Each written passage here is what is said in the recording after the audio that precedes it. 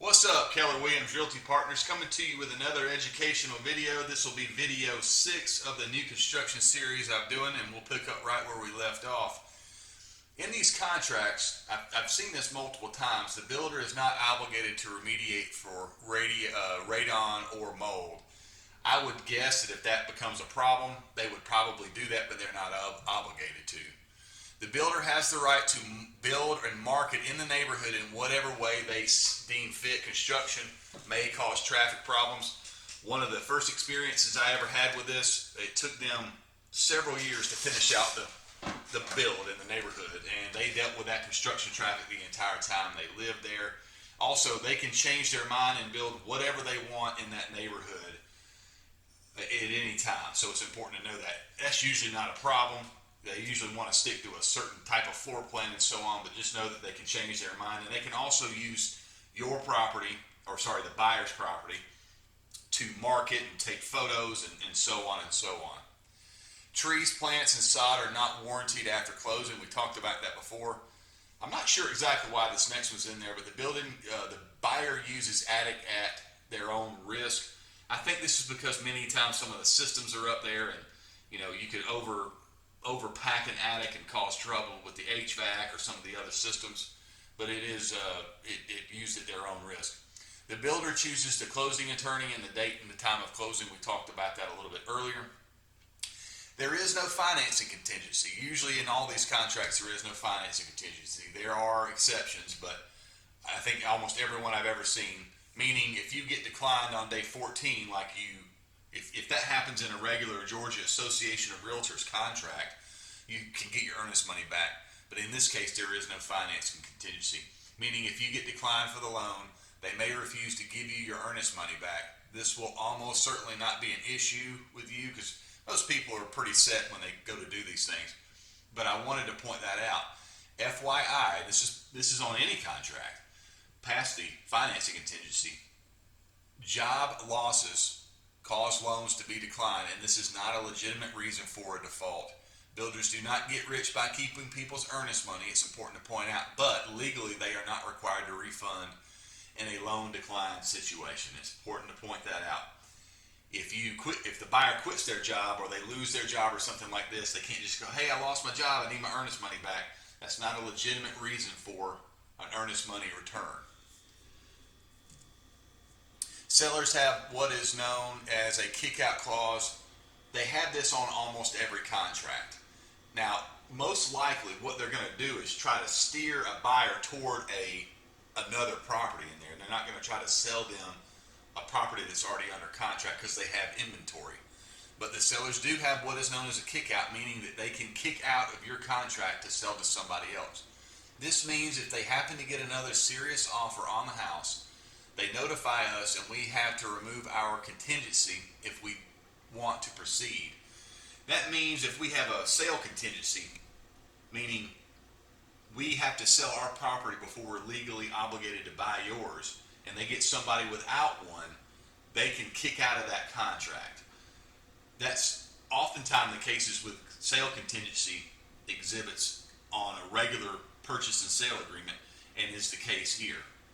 If we do not remove our contingency, meaning we as the buyer, they can sell it to the other buyer and refund our deposit. This will almost certainly not happen, but they have it written in the contract. Again, this is in almost every one I've ever seen.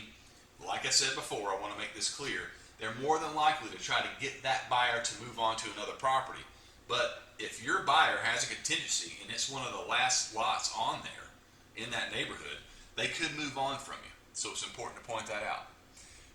Important information about delays. They can delay the project for weeks or even months without recourse. Again, this is unlikely. They want to sell that property as soon as humanly possible, by the way. I have been a part of construction delays before, and they are usually only days or a few weeks long.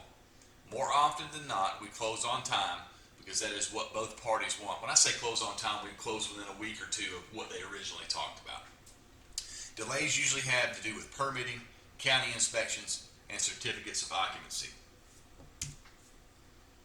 Now, you have the right to inspect the property. Again, we're talking to the buyer here. You have the right to inspect the property roughly 1 to 2 weeks before the new home orientation or demonstration. What you want to have is that inspection done before they do that week out or week before close orientation. However, the inspector will have to be certified, and we will have to share his or her credentials before he or she will be allowed on site. That's very common. If you need an inspector, my guy is great. I always let them know that they can use my guy or they can use whoever they want. Please just keep in mind that the builder does not have to fix anything the inspector finds. My experience, though, however, is that a lot of the inspection findings aren't too grave and that the builder fixes them. But that may not be the case. However, most of the time the seller or the builder is willing to work with you to get any issues resolved. The seller has the right to default without recourse. Again, they don't want to do that, but they can. Again, very rare, but if the seller fails to fulfill the contract and deliver the home to you, you are only entitled to a refund of your earnest money deposit and no additional damages. This has never happened in my experience. Please know that the lender may grossly underestimate the property taxes for your escrow account, causing your payment to increase next year. Again, this is not on you as the buyer's agent, but I would let them know. This is not necessarily in the contract, however, but they will many times look at the previous, I don't understand why they do this, but they will look at the previous year's property taxes, which are minuscule in compared to what they're going to be paying. I guess most of the time I believe they have to go on what the attorney says, but just know that you need to prepare your buyer for an increase. If you know the property taxes are going to be $6,000 a year and they show that they're going to be about $1,200, they need to know that their escrow account will be adjusted the following year. A good rule of thumb is to figure taxes at 1.15% to 1.25% of the purchase price. I am also a licensed mortgage loan officer and will be glad to look over any mortgage paperwork you may have. You as a buyer's agent, if you're not licensed, you can't put that in there, but I always put that in there because I am a mortgage loan officer in the state, and I know what I'm talking about, and I can look that stuff over for them. And finally, if it is important to you, I would inquire about the availability of high-speed internet in the neighborhood. Now, they can promise you all they want that it's going to be there by the time that house closes, but it may not be. So they need to know that that's a possibility. I know we spoke about that before. If you'd like a better deal and information about Comcast high-speed internet, feel free to give my independent rep a call. You can use Tom, or you can use any. These companies have independent sales reps, and a lot of times they can get you a better deal than just calling the 800 number. If you are at the site anytime soon, I want you to remind me to have you check your cell reception.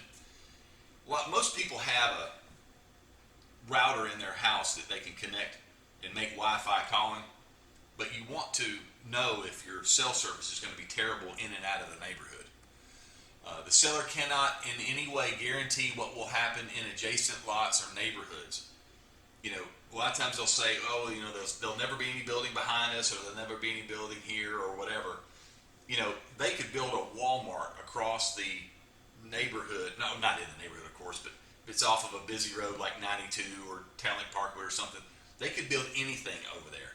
So the builder can never guarantee what will or won't be will or won't be built in adjacent areas. If we have to delay closing, meaning we as the buyer, the seller can charge us up to $150 a day. In most cases, they will not do this if it was a result of delay of the sale of your home. A lot of times they'll work with you, but know that they could charge you, in this particular case, it's $150. They may be $250 a day, or they may be $100 a day if it's the fault of the buyer. On homes to be built, where the home is placed on the lot is largely determined by the environmental factors and the county and city. These lots have setbacks where they can only build to one side or the other. They can only build maybe a few, feet from the front, or maybe they have to go back a certain number of feet. In general, though, the builder, along with what the county and the city or the code dictates, where the actual house will be placed on the property. So you can't really go to them necessarily and say, hey, I want it built 5 feet over this way. That's probably not going to work. Let's be sure to ask about window warranties, extended warranties at the closing. Let's be sure and talk about that. And then finally, concrete cracks over a quarter inch are covered. Anything less than that is not covered. In my experience, they always talk about cracking, and they always talk about the fact that small cracks are not covered. So, again, this wraps up the series on new construction. If you have any questions, please let me know, and thanks for watching.